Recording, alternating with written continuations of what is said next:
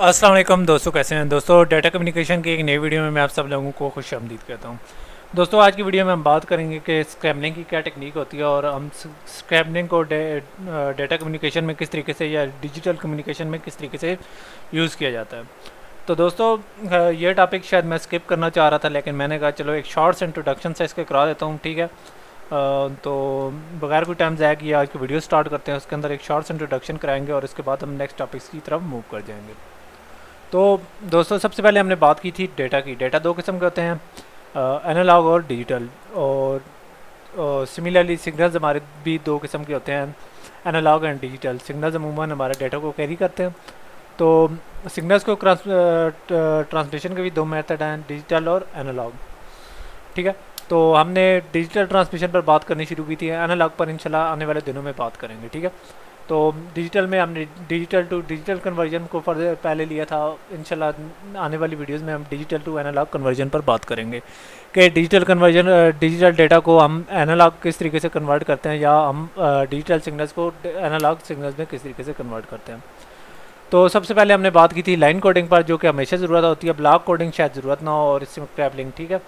तो जैसा कि हम लोगों ने देखा था लाइन कोडिंग के अंदर, तो लाइन कोडिंग के अंदर हम इस तरह करते थे कि जब भी हम लाइन कोडिंग के अंदर डेटा को मूव कराते थे तो अमूमन हमें जो सिंक्रोनाइजेशन का इशू आता था, ठीक है, दोनों साइडों पर सिंक्रोनाइजेशन का, कि हमारा नहीं पता चलता कि कहाँ डेटा एंड हो रहा है, ठीक है।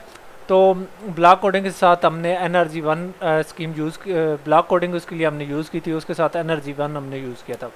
उसके अंदर हमने सिंक्रोनाइजेशन इश्यूज़ को तो सॉल्व कर लिया था, लेकिन हमें DC कंपोनेंट यानी लॉन्ग सीरीज़ ऑफ ज़ीरोज़, ठीक है, ज़ीरो कंपोनेंट हमें आ गया था, ठीक है। यानी हमने लॉन्ग सीरीज़ ऑफ ज़ीरो तो ख़त्म कर ली थी, लेकिन हमने DC कंपोनेंट, तो हम इस तरह करते थे कि ब्लॉक कोडिंग में अमूमन हम रिडंडेंट बिट्स डालते थे, ठीक है।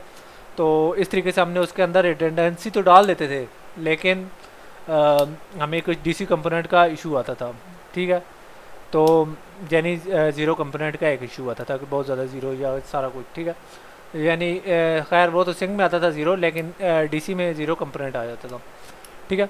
तो इस तरीके से होता था कि उसका हल हमने बाईपोलर AMI टेक्निक से यूज़ किया था, जिसके अंदर तो DC कंपोनेंट का हमें यानी ज़ीरो कंपोनेंट का इशू तो ख़त्म हो गया था, लेकिन हमें सिंक्रोनाइजेशन के इश्यूज दोबारा फेस हो गए थे, लॉन्ग सीरीज ऑफ ज़ीरो। तो इसका हल था हमारे पास, वो था हमारा स्क्रैम्बलिंग, ठीक है। तो स्क्रैम्बलिंग में क्या होता है कि हम इस तरह करते हैं कि बजाय इसके कि हम कोई अपनी तरफ से रिडंडेंसी डालें या पैरिटी बेट्स या कुछ इस तरीके से डालें, हम इस तरह करते हैं कि उसके अंदर कुछ पल्सेस को रीअरेंज कर देते हैं, ठीक है। डिजिटल डेटास को हम रीअरेंज करते हैं, अमूमन हम वंस और ज़ीरोज़ की पोजीशन चेंज करते हैं, ठीक है। तो इस तरीके से हम इनके अंदर कुछ इस तरीके से पल्सेस डालते हैं कि बजाय इसके कि हमारा डेटा इंक्रीज़ हो, ठीक है, या हम पल्सेस डाल के अपने डेटा रेट्स को इंक्रीज़ करने के बजाय हम इस तरीके से पल्सेस डालते हैं या इस तरीके से उनको रीपोजिशन करते हैं, यानी वंस और ज़ीरोज़ को, यानी डेटा का रेट इंक्रीज़ नहीं होता बल्कि बिट्स से चेंज होती हैं, ठीक है। तो इस तरीके से हमारा जो डिजिटल डेटा होता है वो रीअरेंज हो जाता है।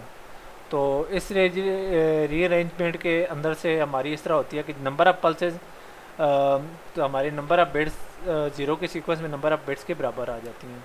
तो इस तरीके से हमारा डेटा रेट भी इंक्रीज़ नहीं होता, और इस तरीके से हमारा ये तमाम इशूज़ सिंक्रोनाइजेशन के, DC कंपोनेंट के, ये सारे इशूज़ हमारे रिजॉल्व हो जाते हैं, ठीक है। तो ये अमूमन कहाँ कहाँ यूज़ होता है, ये अमूमन ये डेटा सिक्योरिटी के लिए यूज़ होता है, एंड्रॉयड में अनऑथराइज एक्सेस को ख़त्म करने के लिए। इसके अलावा टाइमिंग एक्सट्रैक्शन और इस तरीके की टेक्निक्स के अंदर यूज़ होता है, ठीक है। स्क्रैम्बलिंग की दो टेक्निक्स हैं, बड़ी पॉपुलर है। 8-0 सब्सटीट्यूशन, बाईपोलर 8-0 सब्सटीट्यूशन है, जिसको B8GS कहते हैं, और इसके अलावा हाई डेंसिटी बाईपोलर 3-0, ठीक है। तो बाईपोलर 8-0 में हम 8-0 को कुछ यानी हम सब्सटीट्यूट करते हैं 8-0 को, ठीक है। और HTB3-0 इंशाल्लाह हम फ्यूचर में कभी हमें टाइम मिला तो उसको कवर करेंगे। बहरहाल मैं इसको जल्दी जल्दी रिवाइज़ कर देता हूँ, ठीक है। तो स्क्रैम्बलिंग में बजाय इसके कि हम जो ब्लॉक कोडिंग में पैरिटी वगैरह या इस तरीके की चीज़ें डालते थे, हम इसमें ऐसा कुछ नहीं करते, बल्कि हम इसमें इस तरह कर देते हैं कि बिट्स की पोजीशन को चेंज कर देते हैं, ठीक है। वंस और ज़ीरोज़ को आपस में इस तरीके से रिप्लेस करते हैं कि हमारा डेटा का साइज़ इंक्रीज़ नहीं होता, डेटा रेट इंक्रीज़ नहीं होता, बल्कि हम जो एग्जिस्टिंग बिट्स होती हैं उनको रीअरेंज कर देते हैं, ठीक है। और इस तरीके से हमारे जो डेटा है वो डेटा रेट इंक्रीज़ नहीं होता, बल्कि हम उस डेटा को अच्छी तरीके से मैनेज कर लेते हैं, ठीक है।